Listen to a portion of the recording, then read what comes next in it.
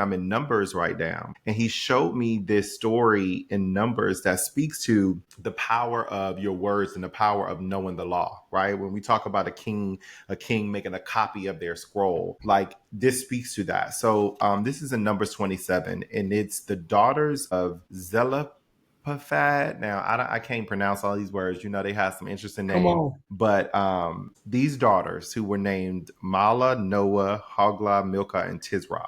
It says that they came forward. This is verse 1 going into verse 2. They came forward and stood before Moses, Eleazar the priest, the leaders, and the whole assembly at the entrance to the tent of meeting and said, Our father died in the wilderness. He was not among Korah's followers who banded together against the Lord, but he died for his own sin and left no sons. Why should our father's name disappear from his clans because he had no son? Give us property among our father's relatives. Now, what's interesting about this is like there was law already about this, about how property was supposed to be passed to the sons. So they have an understanding of this law when they are coming before Moses using the power of their words. And it says in verse 5 that so Moses brought their case before the Lord, and the Lord said to him, What Zelophads, I'm probably butchering that name, but what their daughters are saying is right. You must certainly give them their property as an inheritance among their father's relatives and give their father's inheritance to them. And he says, Say to the Israelites, if a man dies and leaves no son, give his inheritance to his daughter. If he has no daughter, give his inheritance to his brothers.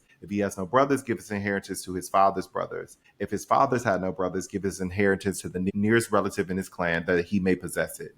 This is to have the force of the law for the Israelites as the Lord commanded Moses. So because these women came forth and spoke, they had revelation of what was supposed to be happening. They knew the word, they knew how what had been spoken, and they asked. Not only did they get what they desired, but as a result, there was a deeper revelation than everybody got about what this practice was, right? About how inheritance was supposed to be passed down. And it just speaks to, as I saw that, I was like, God, like, why is this standing out to me? And it's like, this is just another example of the power of our words and the power of knowing the script